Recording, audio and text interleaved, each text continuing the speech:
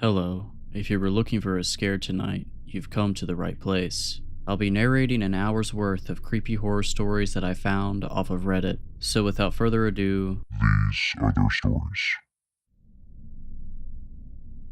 My name is Michael, and this is the story of how my father stole our childhood and trapped us in a nightmare that lasted for years. It all started when I was 10 years old. My sister Sarah was 8 at the time. We were a normal, happy family living in a quiet suburban neighborhood in Ohio. Mom worked as a nurse at the local hospital, and Dad was an engineer for a defense contractor. Looking back, I realize now that his job was probably what planted the seeds of paranoia in his mind. Everything changed the day Mom died. It was sudden. A car accident on her way home from a night shift. Dad was devastated, we all were. But while Sarah and I grieved openly, Dad retreated into himself. He started spending more and more time in the basement, emerging only for meals or to go to work. When he was around us, he was distracted, always muttering to himself and scribbling in a notebook he carried everywhere. About a month after Mom's funeral, Dad sat us down for a family meeting. His eyes had a wild, feverish gleam that I'd never seen before. "Kids," he said, his voice trembling with barely contained excitement, "I've been working on something important, something that's going to keep us safe." Sarah and I exchanged confused glances. Safe from what? Dad continued, "The world is a dangerous place. There are threats out there that most people can't even imagine, but I've seen the signs. I know what's coming." He went on to explain in terrifying detail about the impending nuclear war that he was certain was just around the corner. He talked about radiation, fallout, and the collapse of society. As he spoke, his words became more and more frantic, and I felt a cold dread settling in the pit of my stomach. "But don't worry," he said, his face breaking into an unsettling grin. "Daddy's gonna protect you. I've built us a shelter. We'll be safe there when the bombs fall."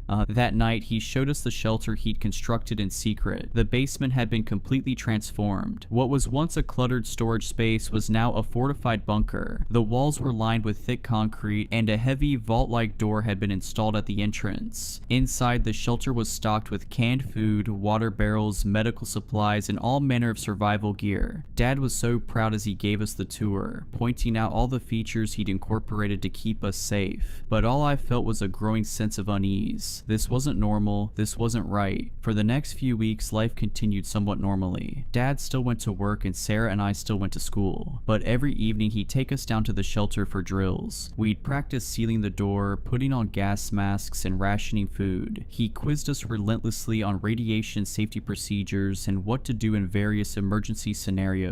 Then came the night that changed everything. I was jolted awake by the blaring of air raid sirens. Disoriented and terrified, I stumbled out of bed to find Dad already in my room, roughly shaking me awake. "It's happening," he shouted over the noise. "We need to get to the shelter now." He dragged me down the hallway, where we met Sarah, tears streaming down her face as she clutched her favorite stuffed animal. Dad herded us down the stairs and into the basement. The shelter door stood open, bathed in the eerie red glow of emergency lighting. Quickly inside, Dad urged, pushing us through the doorway. "We don't have much time." As soon as we were in, Dad slammed the door shut behind us. The heavy locks engaged with a series of metallic clanks that sounded like a death knell to my young ears. The sirens were muffled now, but still audible through the thick walls. "It's okay," Dad said, gathering us into a tight hug. "We're safe now. Everything's going to be alright." But it wasn't alright. Nothing would ever be alright again. Hours passed and the sirens eventually fell silent. We waited, huddled together on one of the cramped bunk beds Dad had installed. He kept checking his watch and a Geiger counter he'd mounted on the wall, muttering about radiation levels and fallout patterns. Days turned into weeks, and still, Dad refused to let us leave the shelter. He said it wasn't safe, that the radiation outside would kill us in minutes. Sarah and I begged to go outside, to see what had happened, to find our friends and neighbors. But Dad was adamant. "There's nothing left out there," he'd say, his eyes wild and unfocused. "Everyone's gone. We're the lucky ones. We survived." At first we believed him. We were young and scared, and he was our father. Why would he lie to us? But as time wore on, doubts began to creep in. The shelter's small TV and radio picked up nothing but static, which Dad said was due to the EMP from the nuclear blasts. But sometimes, late at night when he thought we were asleep, I'd catch him fiddling with the dials, a look of frustrated confusion on his face. We fell into a monotonous routine. Dad homeschooled us using old textbooks he'd stockpiled. We exercised in the small space to stay healthy. We rationed our food carefully, with Dad always reminding us that we might need to stay in the shelter for years. The worst part was the isolation. The shelter felt more like a prison with each passing day. The recycled air was stale and oppressive, the artificial lighting gave me constant headaches, and the silence, the awful, suffocating silence, was broken only by the hum of air filtration systems and our own voices. Sarah took it the hardest. She was only 8 when we entered the shelter, and as the months dragged on, I watched the light in her eyes slowly dim. She stopped playing with her toys, stopped laughing at my jokes. She'd spend hours just staring at the blank concrete walls, lost in her own world. I tried to stay strong for her, but it was hard. I missed the sun, the wind, the feeling of grass beneath my feet. I missed my friends, my school, the life we'd left behind. But every time I brought up the possibility of leaving, Dad would fly into a rage. "You want to die?" he'd scream, spittle flying from his lips. "You want the radiation to melt your insides, to watch your skin fall off in chunks? Is that what you want?" His anger was terrifying, and so we learned to stop asking. We became quiet, obedient shadows of our former selves, going through the motions of our underground existence. As our time in the shelter stretched from months into years, I began to notice changes in Dad. His paranoia, already intense, seemed to worsen. He'd spend hours poring over his notebooks, muttering about conspiracy theories and hidden threats. Sometimes I'd wake in the night to find him standing over our beds, just watching us sleep with an unreadable expression on his face. He became obsessed with conserving our resources, implementing stricter and stricter rationing. Our meals shrank to meager portions that left us constantly hungry. He said it was necessary, that we needed to prepare for the possibility of staying in the shelter for decades. But there were inconsistencies that I couldn't ignore. Sometimes I noticed that the labels on our canned goods were newer than they should have been, given how long we'd supposedly been in the shelter. And once I could have sworn I heard distant traffic noises while Dad was in the shower, sounds that should have been impossible if the world above had been destroyed. Slowly, a terrible suspicion began to form in my mind. What if there had never been a nuclear war? What if Dad had made it all up? The thought was almost too horrible to contemplate, but once it took root, I couldn't shake it. I began to watch Dad more closely, looking for any slip-ups or signs that might confirm my suspicions. And then, one night, I saw something that changed everything. It was late, well past the time when Sarah and I were supposed to be asleep. I'd woken up thirsty and was about to get some water when I heard the unmistakable sound of the shelter door opening. Peering around the corner, I saw Dad slipping out into the basement beyond, a duffel bag slung over his shoulder. My heart pounding, I crept after him. I reached the shelter door just as it was swinging closed and managed to wedge my foot in to keep it from sealing shut. Through the crack, I could see Dad climbing the basement stairs. For a moment, I stood frozen, unsure of what to do. Then, gathering all my courage, I eased the door open and followed him. The basement was dark and musty, filled with shadows that seemed to reach for me with grasping fingers. I'd almost forgotten what it looked like after years in the shelter. Carefully, I made my way up the stairs, my heart thundering so loudly I was sure Dad would hear it. At the top of the stairs, I hesitated. The door to the main house was slightly ajar, and through it I could hear muffled sounds, normal, everyday sounds that shouldn't exist in a post-apocalyptic world. The hum of a refrigerator, the distant bark of a dog, the soft whisper of wind through trees. Trembling, I pushed the door open and stepped into the kitchen of my childhood home. Moonlight streamed through the windows, illuminating a scene that was both achingly familiar and utterly shocking. Everything was normal. Clean dishes in the rack by the sink, a calendar on the wall showing the current year, years after we'd entered the shelter, a bowl of fresh fruit on the counter. The world hadn't ended. It had gone on without us, oblivious to our underground prison. I heard the front door open and close, and panic seized me. Dad would be back any moment. As quietly as I could, I raced back down to the basement and into the shelter, pulling the door shut behind me just as I heard his footsteps on the stairs above. I dove into my bunk, my mind reeling from what I'd discovered. The truth was somehow worse than any nuclear apocalypse could have been. Our own father had been lying to us for years, keeping us trapped in this underground hell for reasons I couldn't begin to understand. As I lay there in the dark, listening to Dad re-enter the shelter, I knew that everything had changed. The truth was out there, just beyond that steel door, and somehow, someway, I was going to find a way to get Sarah and myself back to it. But little did I know, my midnight discovery was just the beginning. The real horrors and the fight for our freedom were yet to come. Sleep evaded me that night. I lay awake, my mind racing with the implications of what I'd seen. The world above was alive, thriving, completely oblivious to our subterranean nightmare. Every creak and groan of the shelter now seemed to mock me, a constant reminder of the lie we'd been living. As the artificial dawn broke in our windowless prison, I watched Dad go through his usual morning routine. He checked the non-existent radiation levels, inspected our dwindling supplies, and prepared our meager breakfast rations. All of it a carefully orchestrated performance, I now realized. But for what purpose? What could drive a man to lock away his own children and deceive them so completely? I struggled to act normally, terrified that Dad would somehow sense the change in me. Sarah, sweet innocent Sarah, remained blissfully unaware. I caught her eyeing the bland, reconstituted eggs on her plate with poorly concealed disgust, and my heart ached. How much of her childhood had been stolen? How much of mine?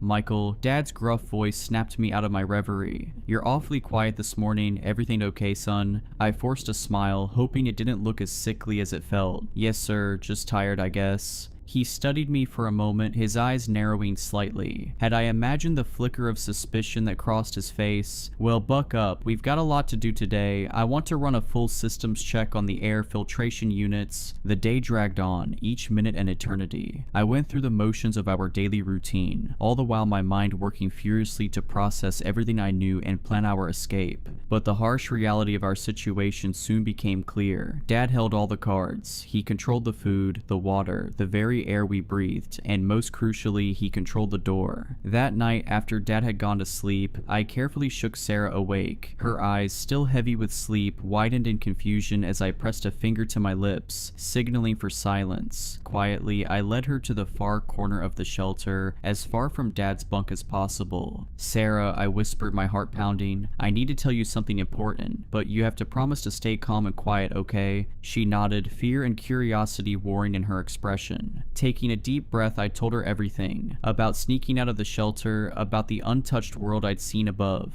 With each word, I watched the color drain from her face. But that's impossible, she stammered, her voice barely audible. Dad said the radiation. I know what Dad said. I cut her off gently. But he lied to us, Sarah. I don't know why, but he's been lying this whole time. Tears welled up in her eyes and I pulled her into a tight hug. What are we going to do? She sobbed into my shoulder. We're going to get out of here, I promise, trying to sound more confident than I felt. I don't know how yet, but we will. We just need to be patient and wait for the right moment. Little did I know how long that wait would be, or how high the cost of our freedom would climb. The next few weeks were a special kind of torture. Every moment felt like walking on a knife's edge. We went about our daily routines, pretending everything was normal, all while watching Dad for any opportunity to escape. But he was vigilant, almost obsessively so. The shelter door remained firmly locked, the key always on a chain around his neck. Sarah struggled to maintain the pretense. I'd often catch her staring longingly at the door, or flinching away from Dad's touch. More than once I had to distract him when her eyes welled up with tears for no apparent reason. As for me, I threw myself into learning everything I could about the shelter systems. I volunteered to help Dad with maintenance tasks, memorizing every pipe, wire, and vent. Knowledge, I reasoned, would be our best weapon when the time came to act. It was during one of these maintenance sessions that I made a chilling discovery. We were checking the integrity of the shelter's outer walls when I noticed something odd, a small section that sounded hollow when tapped. Dad quickly ushered me away, claiming it was just a quirk of the construction, but I knew better. That night, while the others slept, I carefully examined the wall. It took hours of painstaking searching, but eventually I found it. A hidden panel, cunningly disguised. My hands shaking, I managed to pry it open. What I found inside made my blood run cold. Stacks of newspapers, their dates spanning the years we'd been underground. Printed emails from Dad's work, asking about his extended family emergency leave. And most damning of all, a small journal filled with Dad's frantic scribblings. I didn't have time to read it all, but what I did see painted a picture of of a man spiraling into paranoid delusion. Dad wrote about protecting us from a world he saw as irredeemably corrupt and dangerous. He convinced himself that keeping us in the shelter was the only way to ensure our safety and purity. As I carefully replaced everything and sealed the panel, a new fear gripped me. We weren't just dealing with a liar or a kidnapper. We were trapped underground with a madman. The next morning, Dad announced a new addition to our daily routine: decontamination showers. He claimed it was an extra precaution against radiation, but the gleam in his eyes told a different story. He was tightening his control, adding another layer to his elaborate fantasy. The showers were cold and uncomfortable, but it was the violation of privacy that hurt the most. Dad insisted on supervising to ensure we were thorough. I saw the way his gaze lingered on Sarah, and something dark and angry unfurled in my chest. We had to get out, and soon. Opportunity came in the form of a malfunction in the water filtration system. Dad was forced to go to his hidden cache of supplies for replacement parts. It was a risk, but it might be our only chance. "Sarah," I whispered urgently as soon as Dad had left the main room. "Remember what I taught you about the door mechanism?" She nodded, her face pale but determined. "Good. When I give the signal, I need you to run to the control panel and enter the emergency unlock code. Can you do that?" Another nod. "Okay. I'm going to create a distraction. No matter what happens, no matter what you hear, don't stop until that door's open. Promise me." "I promise," she whispered back, her voice steady despite the fear in her eyes. Taking a deep breath, I steeled myself for what I had to do. I'd never deliberately hurt anyone before, let alone my own father. But as I thought of Sarah's haunted eyes, of the years stolen from us, I knew I had no choice. I waited until I heard Dad's footsteps approaching, then I put our plan into action. I yanked hard on one of the water pipes I'd secretly loosened earlier, letting out a yell of surprise as it burst, spraying water everywhere. Dad came running, and in the chaos that followed, I made my move. As he bent to examine the broken pipe, I brought the heavy wrench down on the back of his head. He crumpled to the floor, a look of shocked betrayal on his face as he lost consciousness. Fighting back the wave of nausea and guilt, I shouted to Sarah, "Now, do it now." She sprang into action, her small fingers flying over the control panel. I heard the blessed sound of locks disengaging, and then the door was swinging open. "Come on." I grabbed Sarah's hand and we ran, our bare feet slapping against the cold concrete of the basement floor, up the stairs, through the kitchen that still looked so surreal in its normalcy, and finally out the front door. The outside world hit us like a physical blow. The sun, so much brighter than we remembered, seared our eyes. The wind, carrying 1,000 scents we'd almost forgotten, nearly knocked us off our feet. For a moment we stood frozen on the front porch, overwhelmed by sensations we'd been deprived of for so long. Then we heard it, a groan from inside the house. Dad was waking up. Panic lent us speed. Hand in hand we ran down the street, ignoring the shocked stares of neighbors we no longer recognized. We ran until our lungs burned and our legs threatened to give out, the sounds of pursuit, real or imagined, spurring us on. Finally, we collapsed in a park several blocks away, gasping for breath. As the adrenaline faded, the reality of our situation began to sink in. We were free, yes, but we were also alone, confused, and terribly vulnerable in a world that had moved on without us. Sarah burst into tears, the events of the day finally overwhelming her. I held her close, my own eyes stinging as I whispered soothing nonsense and stroked her hair. "It's okay," I told her, trying to convince myself as much as her. "We're out, we're safe now." But even as the words left my mouth, I knew they weren't true. Dad was still out there, and I had no doubt he would come looking for us. And beyond that, how were we supposed to integrate back into a society we barely remembered? How could we explain where we'd been, what had happened to us? As the sun began to set on our first day of freedom, I realized with a sinking heart that our ordeal was far from over. In many ways, it was just beginning. The world we emerged into was nothing like the post-apocalyptic wasteland our father had described. There were no piles of rubble, no radiation-scorched earth, no roaming bands of desperate survivors. Instead, we found ourselves in a typical suburban neighborhood, unchanged except for the passage of time. Houses stood intact, their windows gleaming in the fading sunlight. Neatly trimmed lawns stretched out before us, the scent of freshly cut grass almost overwhelming after years of recycled air. In the distance, we could hear the familiar sounds of modern life. cars humming along roads, the faint chatter of a television from an open window, a dog barking at some unseen disturbance. It was jarringly, terrifyingly normal. As we stumbled through this alien familiar landscape, the full weight of our father's deception crashed down upon us. There had been no nuclear war, no worldwide catastrophe, no reason for us to have been locked away all these years. The realization was almost too much to bear. Sarah's grip on my hand tightened. "Michael," she whispered, her voice trembling, "why would Dad lie to us like that?" I had no answer for her. The enormity of what had been done to us was beyond my comprehension. How could a father willingly imprison his own children, robbing them of years of their lives? The man I thought I knew seemed to crumble away, leaving behind a stranger whose motives I couldn't begin to fathom. We made our way through the neighborhood, flinching at every car that passed, every person we saw in the distance. To them, we must have looked like wild creatures, barefoot, wide-eyed, dressed in the simple, utilitarian clothes we'd worn in the shelter. More than once, I caught sight of curtains twitching as curious neighbors peered out at us. As night fell, the temperature dropped, and I realized we needed to find shelter. The irony of the thought wasn't lost on me. After years of being trapped underground, we were now desperately seeking a roof over our heads.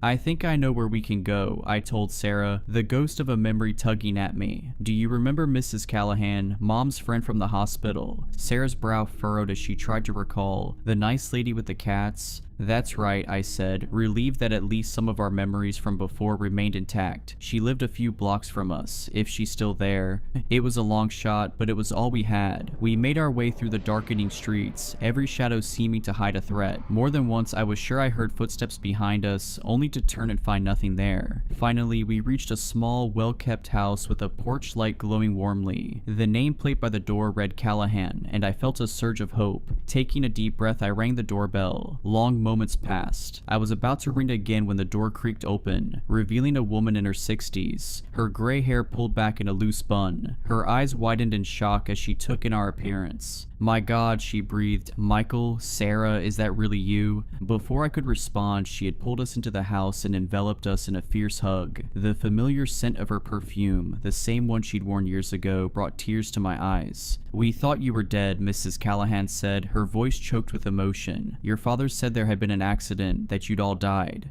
As she ushered us into her living room, plying us with blankets and promises of hot cocoa, the full extent of our father's lies began to unravel. There had been no accident, no tragedy to explain our disappearance. Just a man's descent into madness and the 2 children he dragged down with him. Mrs. Callahan listened in horror as we recounted our years in the shelter. Her face paled when we described the decontamination showers and the increasingly erratic behavior of our father. "We have to call the police," she said, reaching for her phone. "That man needs to be locked up for what he's done to you." But even as she dialed, a cold dread settled in my stomach. Something wasn't right. The feeling of being watched that had plagued me since our escape intensified. And then, with a jolt of terror, I realized what had been nagging at me. The house was too quiet. Where were Mrs. Callahan's cats? As if in answer to my unspoken question, a floorboard creaked behind us. We whirled around to see a figure standing in the doorway, backlit by the hallway light. My heart stopped as I recognized the familiar silhouette. "Dad," Sarah whimpered, shrinking back against me. He stepped into the room, and I saw that he was holding something, the length of pipe I'd used to strike him during our escape. His eyes, when they met mine, were cold and empty. "I'm very disappointed in you, Michael," he said, his voice eerily calm. "I thought I'd raised you better than this. Didn't I teach you about the dangers of the outside world?" Mrs. Callahan moved to stand in front of us. Her phone clutched in her hand. "John, what have you done? These children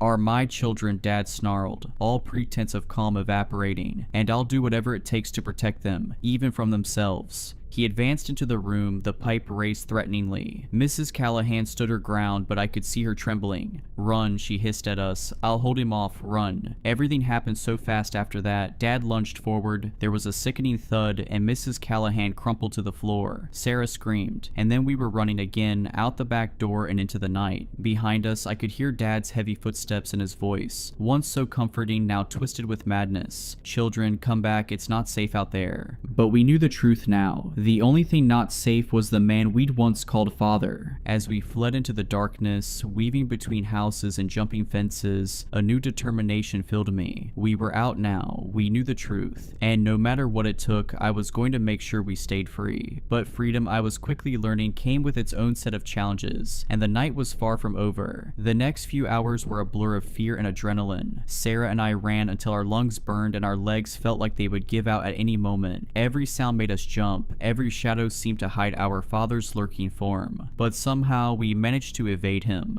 As dawn broke, we found ourselves in a small park on the outskirts of town. Exhausted and with nowhere else to go, we huddled together on a bench, watching the world wake up around us. People jogged past, dogs barked in the distance, and the smell of fresh coffee wafted from a nearby cafe. It was all so beautifully, painfully normal. "What do we do now?" Sarah asked, her voice small and scared. Before I could answer, a police car pulled up beside the park. 2 officers got out, their eyes scanning the area before landing on us. My heart raced, but I forced myself to stay calm. This was what we needed, help from the authorities. As the officers approached, I saw recognition dawn in their eyes. They'd been looking for us. What followed was a whirlwind of activity. We were taken to the police station where gentle-voiced detectives asked us questions about our time in the shelter. Social workers were called, and all the while, the search for our father intensified. They found him 3 days later, holed up in an abandoned building on the edge of town. He didn't go quietly. In the end, it took a team of negotiators and a SWAT unit to bring him in. The man they arrested bore little resemblance to the father we once knew. Wild-eyed and ranting about protecting his children from the corrupted world, he seemed more monster than man. The trial was a media sensation. Our story captivated the nation, sparking debates about mental health, parental rights, and the long-term effects of isolation. Experts were brought in to explain our father's descent into paranoid delusion. Some painted him as a victim of his own mind, while others condemned him as a monster. For Sarah and me, it was a painful process of reliving our trauma in the public eye, but it was also cathartic. Each testimony, each piece of evidence presented, helped to dismantle the false reality our father had constructed around us. In the end, he was found guilty on multiple charges and sentenced to life in prison. As they led him away, he looked at us one last time. "I only wanted to keep you safe," he said, his voice breaking. It was the last time we ever saw him. The years that followed were challenging. Sarah and I had a lot to catch up on. Years of education, social development, and life experiences that had been stolen from us. We underwent intensive therapy, learning to process our trauma and adjust to life in the real world. It wasn't easy. There were nightmares, panic attacks, and moments when the outside world felt too big, too overwhelming. Simple things that others took for granted, like going to a crowded mall or watching fireworks on the 4th of July, could trigger intense anxiety for us. But slowly, painfully, we began to heal. We learned to trust again, to form relationships with others. We discovered the joys of simple freedoms, the feeling of rain on our skin, the taste of fresh fruit, the simple pleasure of choosing what to wear each day. Sarah threw herself into her studies, making up for lost time with a voracious appetite for knowledge. She's in college now, studying psychology with a focus on trauma and recovery. She wants to help others who have gone through similar experiences. As for me, I found solace in writing. Putting our story down on paper was terrifying at first, but it became a way to exorcise the demons of our past. This account you're reading now, it's part of that process, but even now, years later, there are moments when the old fears creep back in. Sometimes I wake up in the middle of the night, convinced I'm back in that underground prison. In those moments, I have to remind myself that it's over, that we're safe now. Yet a part of me wonders if we'll ever truly be free. The shelter may have been a physical place, but its walls still exist in our minds. We carry it with us, a secret bunker built of memories and trauma. And sometimes, in my darkest moments, I catch myself checking the locks on the doors, scanning the horizon for mushroom clouds that will never come. Because the most terrifying truth I've learned is this: the real fallout isn't radiation or nuclear winter. It's the lasting impact of a parent's betrayal, the half-life of trauma that continues long after the danger has passed. And that, I fear, may never fully decay. So if you're reading this, remember, the most dangerous lies aren't always the ones we're told by others. Sometimes they're the ones we tell ourselves to feel safe. Question everything, cherish your freedom, and never take the simple joys of life for granted. Because you never know when someone might try to lock them away.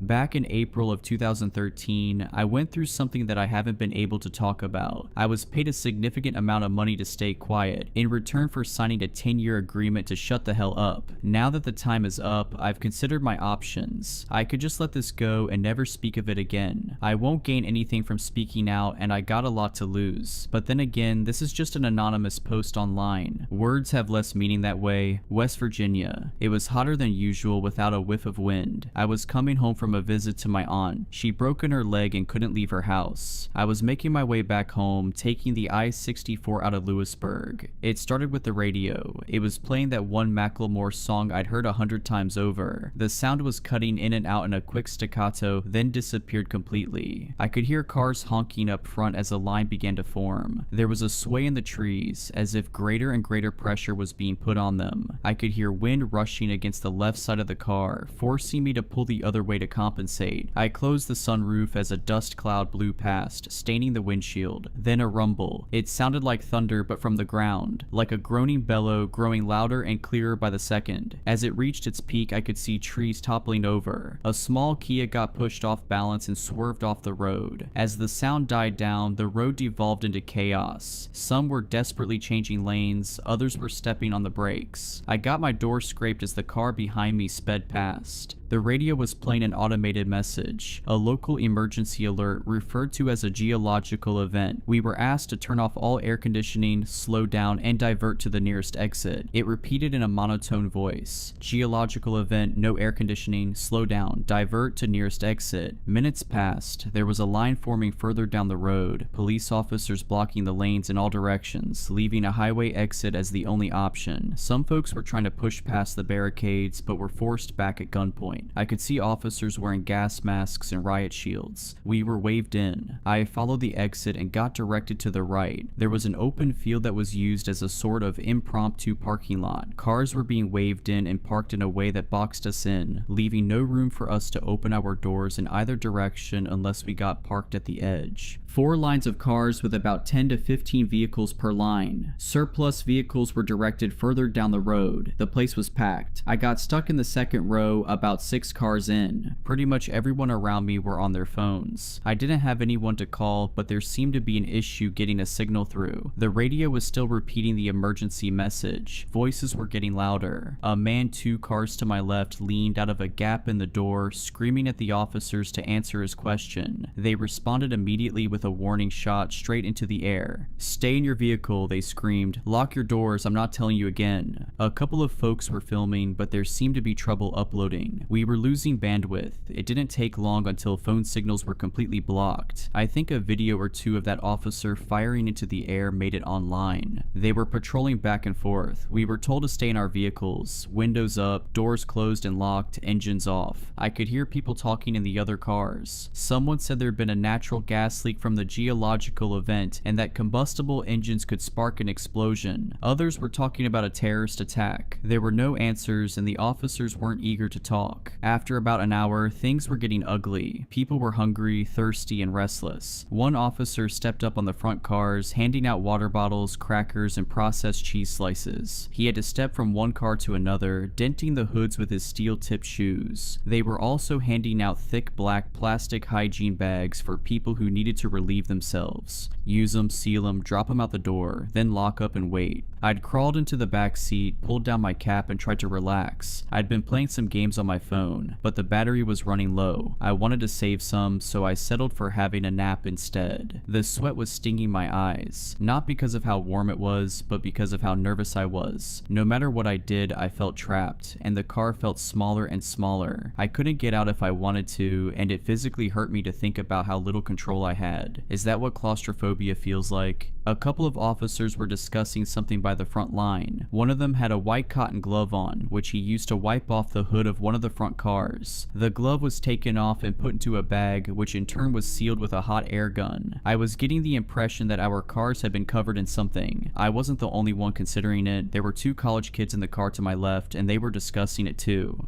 "Anthrax," one of them said. "Gotta be."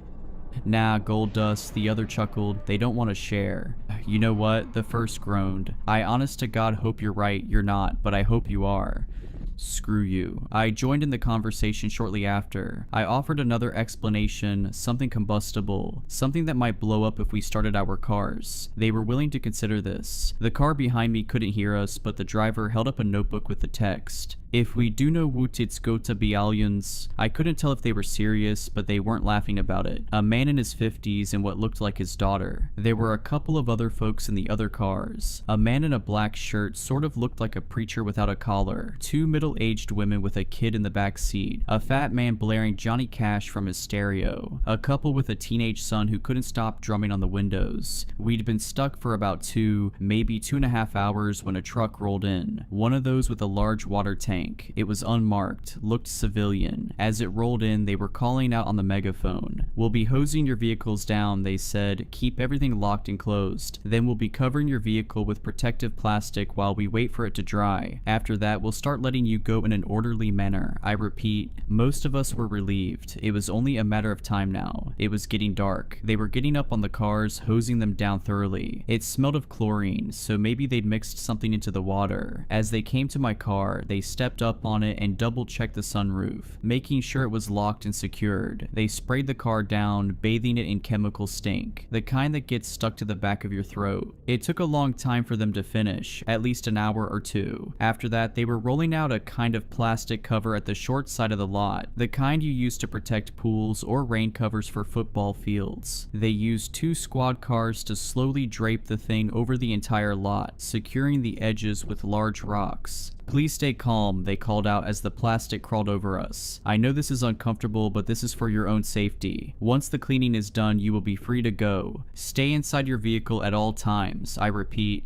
I did as I was told. I stayed inside, and I watched that plastic cover sweep over me. It felt like getting buried alive. All lights went out, leaving me in complete darkness, accompanied only by the vague, disembodied voices of the others. The college kids were talking about where they were going to go after this. Someone was honking. Not sure if it was to show support or discontent. Someone else was cheering. I took my last swig of water, washing down my final plain cracker. I got back in the driver's seat. I could hear as they finished moving the plastic cover and parking their squad vehicles. I waited patiently, figuring it'd be maybe another hour or so. They hadn't really given us a timeline, but I could breathe a little easier. Sort of. I was going back and forth between feeling empowered with my hands on the wheel and feeling like I was stuck in a metal coffin. It was so dark and everything smelled of plastic and chemicals, like a car wash stuck in time. As the excitement died down, I paid more attention to the background sounds. I tried to filter out the various discussions from the nearby cars, and somewhere in the distance I heard raised voices. It wasn't coming from the cars, but the officers. Whatever they were talking about, it was a heated discussion. An hour came and went, and people were getting impatient. More cars were honking, others were yelling, demanding answers. I couldn't get my leg to stop shaking. The more I thought about getting out of there, the smaller the car felt. I was hyper-focusing on things I couldn't control. I was a little thirsty and I was out of water. I needed to use the bathroom. I wanted to stretch my legs and go for a walk. I wanted to breathe fresh air and get that awful chemical taste out of my mouth. I heard cars starting, accelerating. The truck was moving somewhere off to the side. "We need you to stay in your vehicle." A voice screamed over the megaphone, "Do not leave for any reason. Stay in your vehicle." Cars speeding off, not many but a couple, then quiet. The officers left us there. Everyone was quiet. A couple of folks had opened up their phones, using them as flashlights to look from car to car. Looking out at the sea of vehicles, all of us trapped under that dark cover, I could see a handful of lights cut off by sharp silhouettes. I couldn't make out who was who in the dark. It was all just people. Anonymous. I heard a gasp somewhere in the back. There was a metallic clunk like when the officers climbed atop our cars to get us our water. There was a careful cheer as some folks figured they were taking off the plastic cover. But that wasn't it. Instead, there were more footsteps. The cheers slowly died down as more and more footsteps pattered across our cars. I stopped counting after a dozen. The silhouettes in the other cars were still. We all held our breaths waiting for an answer to show itself. What the hell was going on? What was that sound? Somewhere off to my right I heard a voice.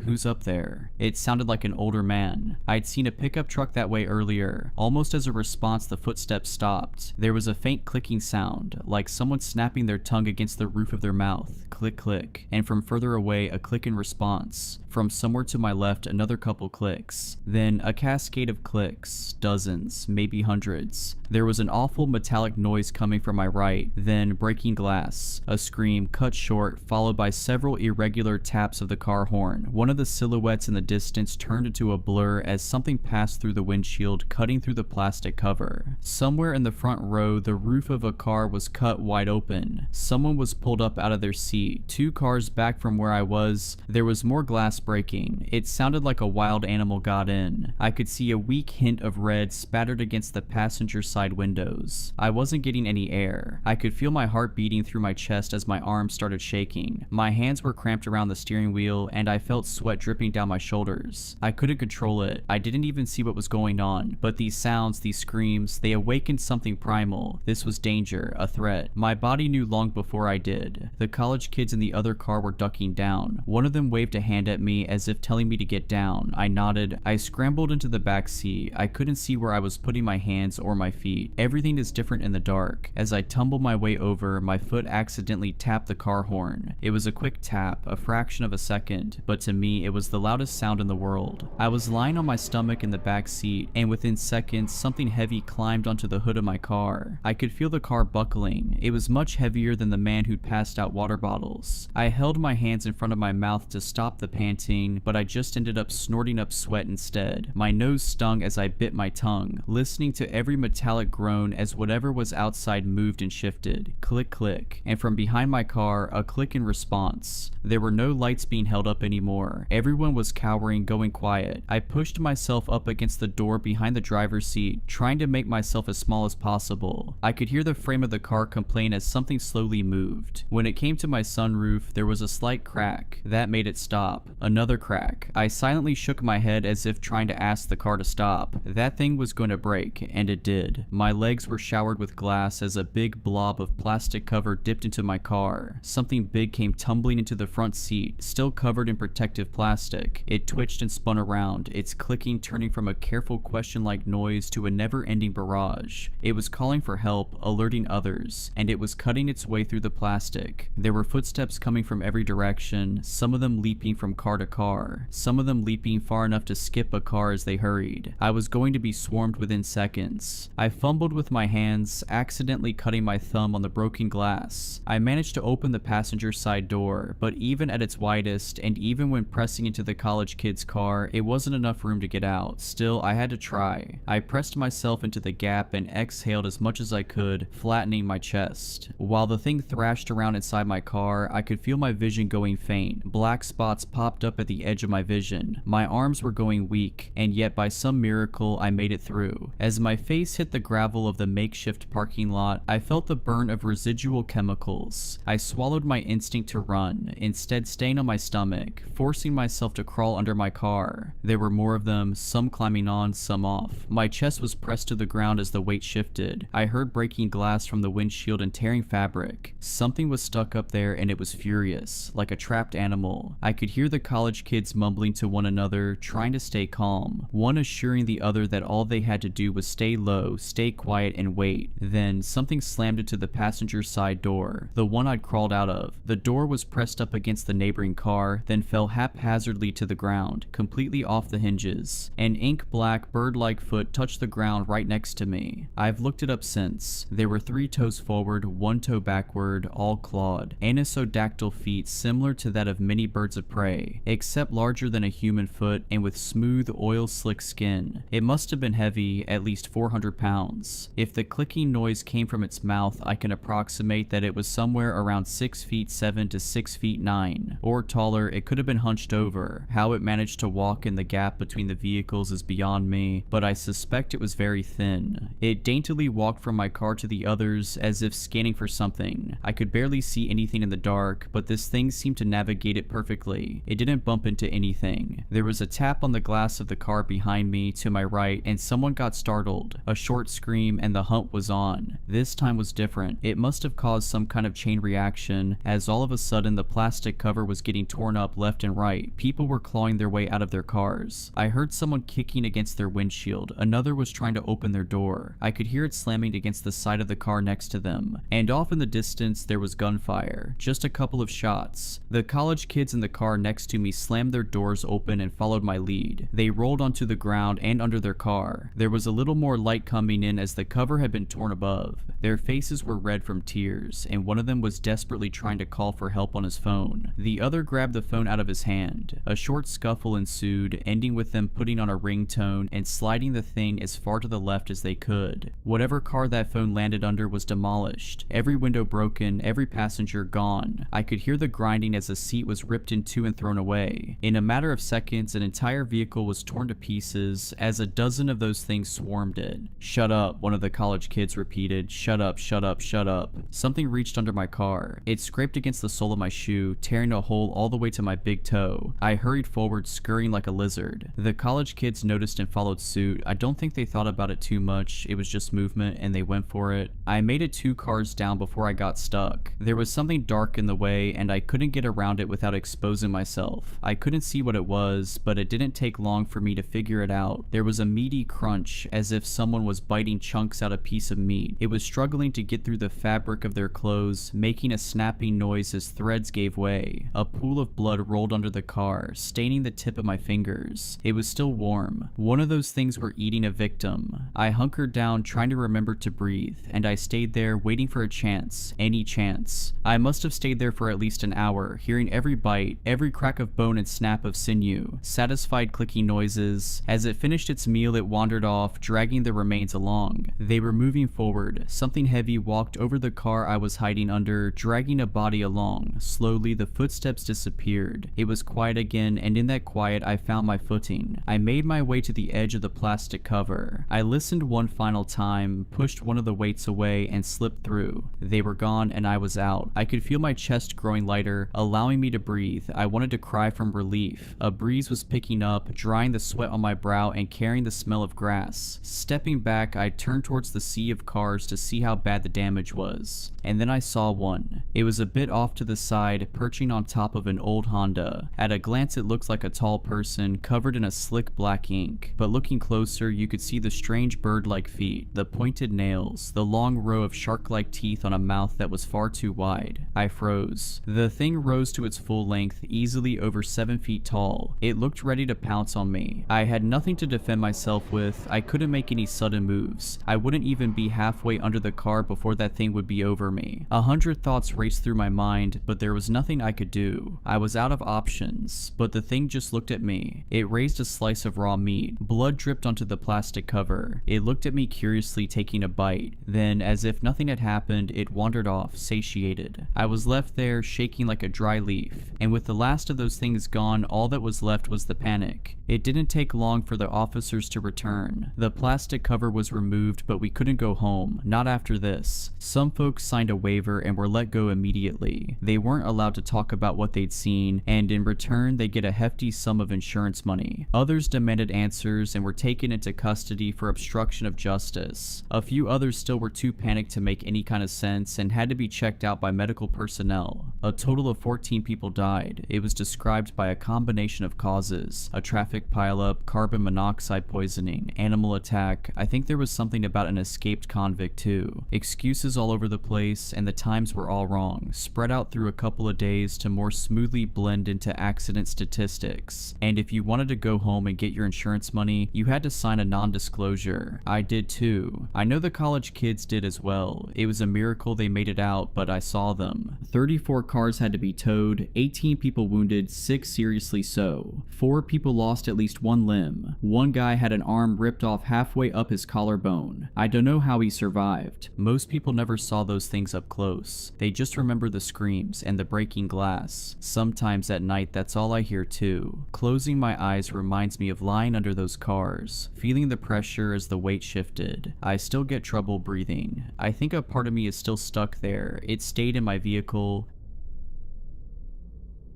The summer I got a job here I was 17 and it was a good year. Ellen Ditzworth used to work the hot dog stand and we'd sneak cigarettes under the beams of the Dragon Slayer ride, cringing and giggling as the cars went overhead, dripping water all over us. Wet hands and damp cigarettes. But it was near her station and I think she found it funny to get splashed. It was out of the way too. It was always quiet and cool down there, even in the summer heat. If any of the ride goers smelled our cigarette smoke as they hurtled overhead, they didn't say anything. One time, when we fumbled around and flirted, I kissed her fingers and they smelled like an ashtray. I still think about it to this day. I was 22 when they offered me the winter job. Ellen was long gone by then. No more bright red short shorts and poorly shaven legs that she'd invite me to stroke under the pretense of showing just how bad she was with a razor. There were other girls, but by the time the final summer rolled around, I'd long felt uncomfortable hanging out with new hires. Sometimes I'd stand there listening to them talk and I'd feel lonelier than I had when I was by myself. I was thinking about my future around this time when the manager told me he had an opportunity for me to make good cash. They needed someone to stick around and keep the place ticking while everyone went back to the real world. Usual guy had walked and they needed someone bad. Last day before the park shut for winter was always Halloween, and that was only because it had a fireworks show. After that it turned into a ghost town and I'd be on my own. I'd get a trailer to sleep in and I could use my own car to get to the closest shop. The park would pay some of my gas, not all of it, but enough to help out. Only real problem was I'd be alone. Not that the place was a desert island. There were 2 towns within easy driving distance, and I could have friends around so long as we didn't mess with the rides. But other than that, I'd be the only staff member on hand for the entire 4 months. Security guard and janitor rolled into one. I agreed, but I told him when the park reopened in March I'd be done. I figured it was time to move on, get a degree like some of my friends had, or maybe my dad could help me out with a job somewhere. World was wide open to me and I figured I'd sit on my butt all winter, make a crap ton on overtime, and then go on to some new adventure where I'd meet another Ellen Ditzworth or two. Yesterday I turned 38 and I'm still in the park. Government signs my checks now. Couldn't tell you when that happened exactly. Probably after the media got wind of Denise Surrey, who broke in with her friends and never left. A lot of kids have gone missing here over the years, but she was the one who went mainstream. Her parents were doctors and she had blue eyes, so she got just enough attention to get the news cameras out. When the fuss died and the media moved on to its next story, some government guys came and installed 8-foot steel palisade fences, gave me the keys to the only gate and scarpered real quick, gave me a funny feeling seeing 4 men in suits, barrel-chested with pistols on their hips, climb into an unmarked vehicle and accelerate out the parking lot so fast the back of the car fishtailed. One of them looked over his shoulder at the park and he was so scared it was like he was looking at a mushroom cloud. I was the one who found Denise. She'd gone crawling headfirst down the Astro Missile water slide, one of those up and down kind of slides that have you bouncing along on a padded dinghy. Rides like that are usually open top, but this had long sections in a closed tunnel with LED lights to look like stars. Thing is, depending on weight, some people would catch air and hit the top of those tunnels going 20 miles per hour, maybe more. We used to take turns going in there to pull out any teeth that had got stuck in the roof. 15 years later and that tunnel mouth looked like something out of a nightmare. Fairy moss covering the opening, darkness inside heavier than the night around it, bone dry and with no obvious way to safety. Denise died of thirst. They think she was in there for 6 days, crawling around in the pitch black looking for an exit that should never have been more than 100 feet away. There were signs something was wrong with this place back when it was still open. I just didn't register them. There were the injuries and accidents that are common in every water park, but we had a couple hundred serious ones every year, usually one a day. Tried to mitigate it with safety measures, but half the time they didn't work. Radios would bug out when you try sending a warning. Repair guys would get lost, calling up angry saying the road just kept going right forever and they'd had enough of this crap. Out of order signs would go missing. Sometimes kids would insist some staff member had waved them through on a closed attraction. They'd be so adamant I started to believe them. I think the manager did too. He made it policy to have name tags on us at all times, and if the kids said whoever gave them the go-ahead didn't have one on, he'd tell us all to forget it, like it wasn't even worth trying to figure out who needed a disciplinary. I had it happen once where I radioed to the guy at the top of one slide and told him to stop any kids coming down. The last one had come out bleeding and looking unresponsive, and I wanted to check on him. I remember pulling him out of the water and looking at this boy all slack and pale as a sheet of paper with blue lips, so cold it hurt just to to hold him, and I wondered if I was holding someone dead, when out of nowhere another kid slammed into me so hard I went under. Scared me beyond myself, cause for a second or two it was like I couldn't see the surface of the pool, almost like there wasn't one, just blue forever and ever. Before I could start to panic, my feet found the floor and I surfaced only to see the kid I'd been holding seconds ago standing there looking worried. He was the picture of good health. Asked if I was okay, said sorry for hitting me when he came out the slide, but really it was my own dumb fault for standing there in the first place. Guy at the top swore on his life he'd never got any radio message from me. I put it all down to the head injury, which was bad enough the owner made someone drive me to the emergency room. Looking back, I'm pretty sure it was the park having its fun with me. Could have been worse. You could say it likes to play tricks, but those tricks are mean as hell, and over the years they've only got worse. Despite all I've told you so far, the first winter alone wasn't as bad as you might think. Creepy as hell walking around all those rides that were usually so busy and full of life. Tarpaulins pulled across all those pools, big and small, moving with gentle susurrations in the icy winds. It wasn't great in the day, overcast and dreary, the air seemingly blue, but at night it was even worse. I made those rounds quickly, stopping sometimes to summon what little bravery I had to shine a light in the pitch black toilets, or to check one of the changing stalls dotted around the place. Things went missing a lot, moved around. Once one of the rides came to life at 3 a.m., and I woke to the sound of tinny music echoing throughout the park, but winter came and went without any real incident. First day the park reopened, I went to see the manager and slipped in some water, broke my left arm and did a number on my back. Owner was so scared of being sued he threw money at me, told me he'd cover the medical bills and sit me up in my trailer and pay me to do nothing. Nothing. What was I gonna do? I'd arranged to start another job on a construction site in a few weeks, and there was no hope of me doing that kind of work with my injuries. I needed money and had no other way of making it. I agreed to stick around until I felt better, but unfortunately I never felt better. Winter soon rolled around again and the same deal as last time was back on the table. He needed someone on site and I needed money. I took it thinking another few months in the park wasn't so bad. I was wrong. Second time round was a lot worse. Part of it was me, 23 years old and with a bad back, drinking most nights and struggling with the prescription painkillers. Spent most days haunted by the strange feeling that my life's honeymoon phase was over. Hardly any friends accepted my invite to come spend a couple weeks, and those that did weren't around long. Couldn't tell you if that was just us growing apart, as friends often do, or the park's strange influence. Dave came round with his girlfriend for a couple nights. She grouched the whole time, hated sleeping in the trailer while I stayed in a tent outside, but she hated the park too, said she felt watched all the time. Trip was cut short when we found her screaming one morning. She was pointing at one of the slides saying something had come out of it and was in the pool swimming around, but when we looked we didn't see nothing. She did have a hell of a bite on her ankle though, funny shape to it. Dave looked at it and got real freaked out. They left in a hurry. Another car's tires screeching as it hauled out of there at top speeds. Never did figure out what happened, but if she didn't like the park, well, I guess it didn't like her either. Not that I was much safer. Found myself getting cut up like crazy doing basic odd jobs. Things broke all the time, even if they'd been fine for years and years. And then one night I came into my trailer to find a drowned possum on the little kitchen table. Poor thing was soaked in chlorine water that dripped onto the floor in a puddle. No marks going to or from it, like it just appeared there out of thin air. It stank like hell though. It had clearly been dead for days and days. I gingerly dropped it into a garbage bag using a pair of tongs and threw the lot in a dumpster, but I still couldn't spend more than a few seconds in the trailer without gagging, so I slept in the tent instead. Pitched it as close as I could without picking up that smell, but I had a bad feeling the whole time I set it up, like I was being watched. By the time I was climbing inside, it was midnight and I was desperate to get to sleep and see the cold night turn to day. Barely an hour later and I had to climb back out of the tent because the trailer door was banging in the wind. Okay, I told myself as I shuffled over in my tighty whities, arms wrapped around my chest for warmth. That's my own stupid fault for leaving it open. I closed it in a hurry and went back to the tent but stopped dead in my tracks when I saw the zipper was pulled shut. I hadn't left it like that. I didn't know what to do. My brain went in two directions at the same time. One said I was mistaken. I had closed the tent and just forgotten it. The other said something or someone had crawled inside and was waiting for me. It had set the whole thing up as a trap, and the best thing to do was to get in my car and drive until the sun rose. But I was already half cut and knew I shouldn't be driving. The skeptical half of my brain made an appealing case. The world isn't a nightmare, it said. It can look like one sometimes, sometimes, but it isn't real. If you hear a bump in the night, you go looking and find it was all nothing, and you take a deep breath, laugh at yourself for getting scared, and move on. Still, it took everything I had just to take a step towards the tent, and I shone my light at it hoping to see some sign of something in there. By the time my hand was on the zipper, I was shaking like a leaf and rethinking my ethical code of not driving drunk. But when emotions get that high, it's like you run on autopilot. Must be a survival thing. I opened the flap without really telling myself